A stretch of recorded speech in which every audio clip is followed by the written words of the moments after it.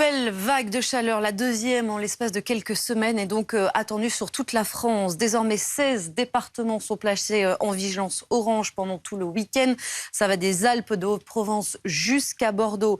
Lundi, ce sera lundi la journée la plus problématique. Des records absolus sont attendus, notamment dans l'ouest du territoire. Je vais présenter tout d'abord mes invités qui vont donc m'accompagner jusqu'à minuit. Bienvenue Bonsoir. Sur ce plateau. On est aussi avec Patrick Marlière à distance, puisqu'évidemment ce soir on a besoin d'un météorologue. Bonsoir Patrick Marlière, vous êtes directeur d'Agathe Météo. Vous nous confirmez, Patrick, que lundi, on se dirige bien vers la journée la plus chaude jamais enregistrée en France. Que vous disent vos dernières données ce soir ?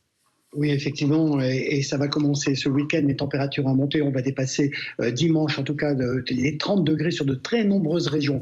Et puis oui, on va dépasser les 40 degrés du sud-ouest jusqu'au nord-ouest, c'est-à-dire qu'on va battre certainement des records de température sur Rennes, sur une grande partie de la Bretagne, mais également dans le sud-ouest. Et puis ensuite, c'est entre lundi et mardi que tout ça va se décaler. Dans la journée de mardi, donc l'après-midi de mardi, des records seront battus cette fois sur le nord du pays, sur la Normandie, sur la Picardie, sur le Nord-Pas-de-Calais, où on va là aussi dépasser les 40 degrés. Donc, si on résume un peu la situation de ces dernières heures avec les derniers modèles météo, c'est vraiment entre dimanche et mardi qu'on a la situation la plus inquiétante, avec des valeurs extrêmes de température. Chaque journée, il y aura des records un peu partout sur le territoire. Mais oui, on n'aura jamais mesuré de telles températures pendant plusieurs jours consécutifs, en tout cas sur une grande partie de la métropole. Cette mi-juillet 2022 restera dans les annales, et certainement que, comme ça se profile, que cette chaleur persiste, on gardera un mois de juillet extrêmement chaud sur toute l'île. Cette vague de chaleur, elle sera plus intense que celle qu'on a vécue il y a 2 semaines à peu près ? Ah oui, elle va être plus intense, alors à la fois dans la durée, mais aussi dans les valeurs extrêmes de température, puisqu'on dépassera les 40 à 42 degrés. Si les modèles météo vont se recaler dans ces prochaines 24 heures, on devrait dépasser les 42 degrés sur, par exemple, mardi après-midi sur les Hauts-de-France. On va dépasser les 42, 43 degrés dans le sud-ouest et en Bretagne dans la journée de lundi. Donc oui, on n'aura jamais mesuré de telles températures, et cette canicule est bien plus importante que celle qu'on a connue au mois de juin, et elle sera peut-être égale à celle qu'on a connue en juillet 2019, le 25 juillet 2019, où là, on a dépassé les records à la fois sur Dunkerque et sur Galargues dans le sud-ouest, où on a eu 46,5 degrés près de la Méditerranée, 41,5 degrés à Dunkerque. Là, on croyait qu'on avait pris 30 ans d'avance dans le réchauffement climatique. On est dedans, là, maintenant, avec ces valeurs extrêmes que l'on attend pour ces jours à venir. Et puis, une petite dégradation orageuse va suivre. Et on n'est pas quitte, si on regarde les modèles météo à long terme, de nouvelles poussées d'air chaud vont remonter encore de Méditerranée et vont nous concerner quasiment jusqu'à la fin de ce mois de juillet. Vous restez avec nous, Patrick Marlière. On va vous retrouver dans un instant. Patrick Marlière voulait réagir, je crois, à ce qu'on disait sur le plateau. Vous avez l'impression, vous, Patrick, que vous parlez dans le vide depuis des années ? Ah ouais, comme il vient d'être dit, depuis 15 ans, on en parlait déjà ensemble, mais il y a 30 ans déjà, Robert Kendall, qui avait écrit Le devenir du climat, faisait une conférence à Dunkerque et il disait « Vous n'allez pas vous plaindre si dans 30 ans vous avez à Dunkerque le climat de la Méditerranée ». Pareil, on y est dedans, quoi. On a des températures à 40 degrés.